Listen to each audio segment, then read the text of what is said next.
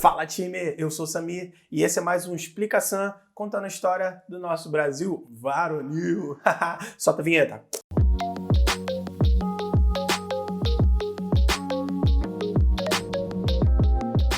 Então pessoal, de tudo que a gente já falou até aqui agora, esse ponto, que na minha opinião eu acho que é um dos pontos mais delicados da gente tocar, que a gente vai falar sobre a escravidão que aconteceu aqui no Brasil. Na verdade, não foi um exclusivo da colônia brasileira de Portugal. Na verdade, vários países daquela época estavam utilizando a escravidão como uma forma de mão de obra barata.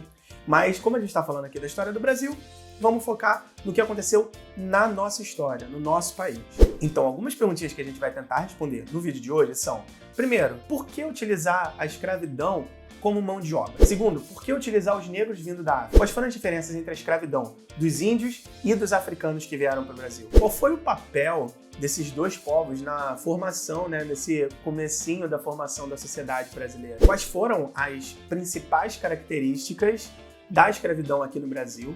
E por fim, quais são as consequências dessa forma de trabalho que a gente vê até hoje? Vamos comigo! Então, só para contextualizar esse início, é importante a gente voltar para o que estava acontecendo naquela época, Lembra que finalzinho do século XV, comecinho do século XVI, é o que os historiadores falam que foi justamente o período de transição entre a Idade Média e a Idade Moderna. E uma das características principais desse período foi justamente a formação dos estados nacionais. E como que esses estados se formariam? Primeiro, obviamente, tendo um poder centralizado na mão do rei, que é o que a gente fala de absolutismo e tal. Quando a gente for ver história geral, a gente vai falar bastante sobre isso.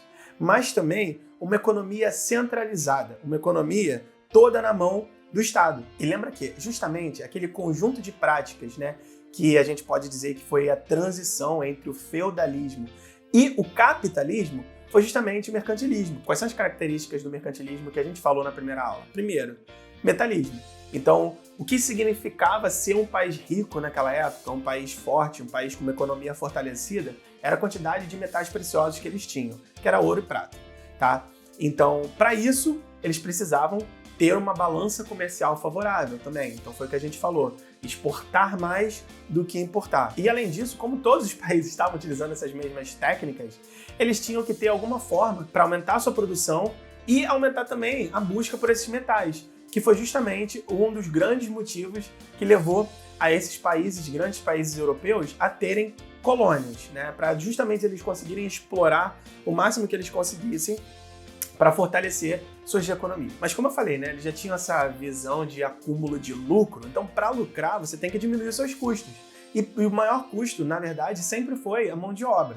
Então eles precisavam que fosse uma mão de obra que fosse extremamente barata. E onde que eles poderiam conseguir isso? Justamente nas colônias que eles tinham. No primeiro momento, a utilização do índio, como mão de obra era mais do que óbvio, porque eles já estavam aqui, já estavam no país. Só que explorar os índios não era tão fácil quanto parecia, não. Primeiro que era a terra deles, então os índios eles conheciam o lugar. Eles sabiam os lugares que eles poderiam fugir, escapar, então tiveram muita resistência. Certo. Além disso, a maior parte dos índios, eles eram guerreiros, Eles eram caçadores, coletores e guerreiros. Eles não estavam acostumados com o trabalho braçal. Então, por isso que a maioria acabou se tornando rebelde e fugindo. E um outro fator que é importantíssimo a gente falar sobre o não sucesso da escravização dos índios foi justamente a proteção que os jesuítas davam para os índios que estavam aqui. Então, como a gente já falou lá na primeira aula, os jesuítas, eles eram padres, eles eram religiosos da igreja, e eles eram missionários, Eles vinham para cá nas missões com o objetivo de evangelizar os nativos que se encontravam aqui. Então, como eu falei, eles criaram essas missões que eram povoamentos indígenas que eram criados e administrados pelos próprios jesuítas. E só um detalhe, nessas missões, os índios eles não seriam escravizados, contanto que eles aprendessem a ler, a escrever, fossem catequizados e entrassem para a fé cristã. Só que, se o índio não aceitasse, ele seria escravizado através daquilo que eles chamavam de guerra justa. Então, na verdade, não deixa de ser uma forma de opressão também, Uma forma de escravização. E também é extremamente importante a gente falar das doenças que os portugueses trouxeram para o Brasil, que os índios eles não tinham tido contato, então eles não tinham imunidade a isso. Isso acarretou a morte de mais de 90% dos nativos que moravam aqui na época. E com todas essas razões, acabou-se tendo a necessidade de buscar uma nova forma de mão de obra. E lembra que a gente falou também lá na primeira aula que os portugueses, eles faziam os tipos de navegação de cabotagem, que eles iam costurando a costa da África para poder chegar lá no Extremo Oriente, lá na Índia, etc.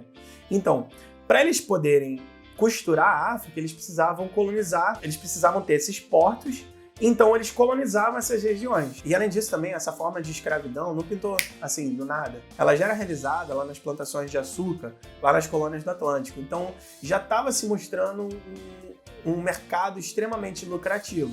Só que, obviamente, né, isso tomou uma proporção gigantesca depois que vieram para o Brasil. E além disso, é importante a gente falar também, sempre que eu falo de história, a gente tem que falar do contexto geral. Então, quando a gente está falando de fatos históricos políticos, a gente também tem que falar de economia, e aqui eu também vou falar um pouco das mentalidades. E qual era a mentalidade dos europeus da época, né? Eles tinham uma visão muito eurocêntrica, eles achavam que os europeus eles eram uma raça superior, né? E que todas as outras eram raças inferiores, não eram nem gente, na verdade eram coisas. Isso era a mentalidade que eles tinham na época. Será que era só na época mesmo? Um detalhe que é de extrema importância da gente entender era a dinâmica desses escravos que vinham para o Brasil, né? Então, primeiro, o ponto principal é que eles vinham de várias regiões diferentes da África, tá? Isso a gente vai falar um pouco que tinha um objetivo claro dos portugueses nisso. Mas, falando um pouquinho desses africanos que vinham para cá, estudos mostram que eles vieram de algumas regiões principais. Eu vou ler aqui para não me perder. Então, no primeiro momento, eles vinham da Guiné e da Costa da Mina. A partir do século XVII, regiões mais ao sul da África, então tipo Congo, Angola, etc. Mas o maior número que veio foram dos angolanos, a partir principalmente do século XVIII, que corresponderam a 70% dos escravos que vinham para o Brasil. Além disso, é importante a gente também diferenciar as matrizes étnicas desses povos que vinham para cá. Então, vou pegar minha colinha aqui também para não me perder de novo. Então, Darcy Ribeiro, ele tem um livro maravilhoso que ele fala justamente da construção da sociedade brasileira, né? O nome do livro é O Povo Brasileiro. Então, ele fala um pouco dessas matrizes étnicas. Então, a gente tem 3 matrizes étnicas principais e dentro dessas matrizes a gente tem grupos étnicos diferentes. Então, a gente tem os sudaneses, que aí dentro desses a gente tem os Yorubá, chamado Nagô, os Dahomey, ou GG, gente, desculpa se eu estiver pronunciando errado, mas é porque assim, eu aprendi esses termos lendo, então. E os Fanti Ashanti, ou Fenty Ashanti, não sei, da região das Minas. A gente também teve algumas culturas africanas islamizadas, que eram os Peu, Mandinga, Hausa e Nigéria, e os Bantu, né, que eram os congo-angoleses, que eram a maior parte. O que a gente percebe então? Uma grande variedade de etnias que veio para cá. E isso foi um ponto extremamente estratégico dos portugueses, que foi justamente para que não houvesse uma identidade negra, né? Então eles eram de matrizes étnicas diferentes, inclusive tribos que guerreavam lá na África e vinham para cá juntos, às vezes no mesmo navio negreiro, colocados em conjunto exatamente para eles não criar essa identidade de um povo africano. Então a gente pode dizer que a função principal do negro africano não era satisfazer as vontades e as necessidades da população, mas sim satisfazer as vontades do senhor de engenho. Então a sociedade que estava se formando na época era uma sociedade agrária, latifundiária e escravocrata. E vamos falar um pouquinho sobre cada uma dessas partes. Então agrária porque ela era formada no campo, né? Então a maior parte da população ela vivia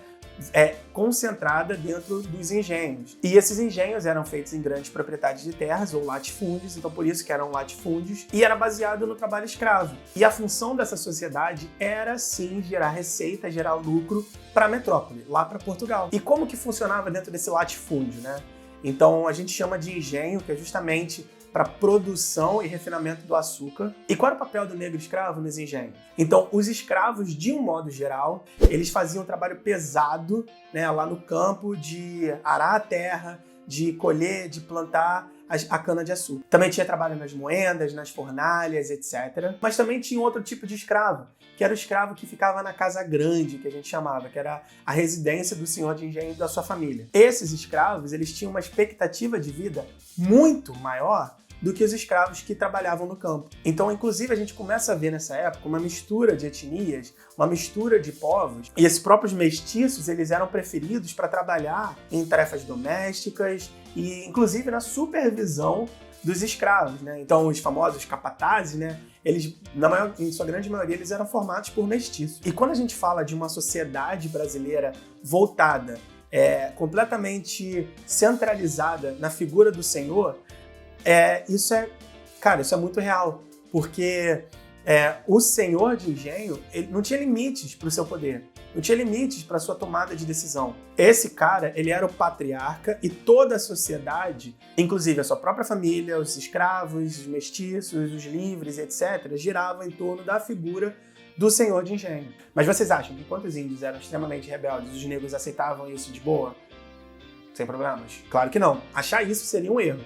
Óbvio, era muito mais difícil para esses negros se concentrarem, se reunirem para se rebelarem contra os senhores de engenho, mas tinha sim uma certa resistência em relação a isso. E a principal forma de não submissão dos negros era através da formação dos quilombos, que eram grupamentos de negros africanos. Esses grupamentos eram uma forma de resistência dos negros quanto ao trabalho escravo. Então eles fugiam da senzala, eles fugiam dos engenhos, iam para esses quilombos, e ali nesses quilombos eles resistiam a toda forma de opressão que havia no Brasil. E existiam diversos quilombos, o mais famoso e o principal deles foi o Quilombo de Palmares, que ficava na capitania de Pernambuco, hoje em dia lá na região de Alagoas. E durante muito tempo, o Quilombo dos Palmares foi o maior símbolo de resistência dos negros africanos contra a opressão que eles sofriam aqui no Brasil.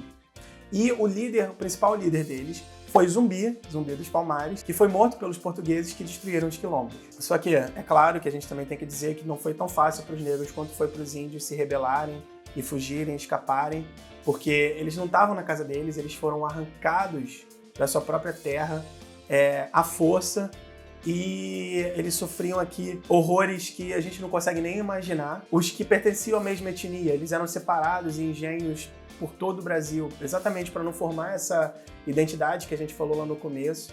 E além disso, aqueles que tentavam se rebelar, aqueles que tentavam fugir, eram açoitados, maltratados e até mortos para dar exemplo para os outros também, para não ter outros rebeldes. Enfim, né, como a gente viu aqui, durante todo o período colonial, a economia brasileira ela foi baseada na mão de obra escrava. E esses frutos, né, a gente consegue colher até hoje. Então a gente pode ver ainda hoje o enorme preconceito e racismo que a gente vê com pessoas pretas, ainda hoje, tão presente e enraizados na nossa sociedade, que muitas vezes a gente acaba nem percebendo o enorme abismo social que a gente vê, principalmente em questões de cor mesmo, sabe? A maior parte da população pobre do Brasil é composta por pretos e pardos. E as precárias condições que vivem as classes mais baixas do Brasil, que vivem nos subúrbios, nas periferias, e que os governantes, eles fecham os olhos para isso. E falando de governantes, a falta de suporte do Estado para com essas pessoas, e muitos acabam não vendo outra alternativa, a não ser se voltar para violência ou para miséria.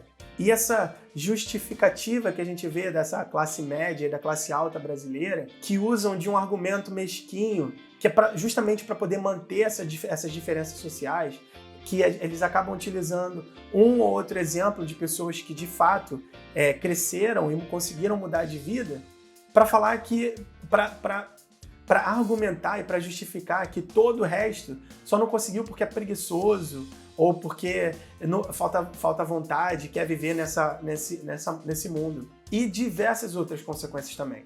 Então, galera, essa aula de hoje foi uma aula que a gente falou sobre a escravidão durante o período colonial. A escravidão no Brasil, ela se manteve durante muito tempo, inclusive enquanto a gente ainda era império, quase no período que a gente já tinha virado república, mas aqui a gente está falando de colônia, então durante o período colonial, essa foi a escravidão que a gente teve no Brasil. Obrigado por estarem aqui presentes, vejo vocês na próxima aula. Não deixe de curtir aqui também, eu esqueci de falar no começo, mas não deixe de curtir aqui o vídeo, compartilhar com seus amigos, se inscrever aqui no canal e ativar o sininho, porque isso vai ajudar muito aqui o professor.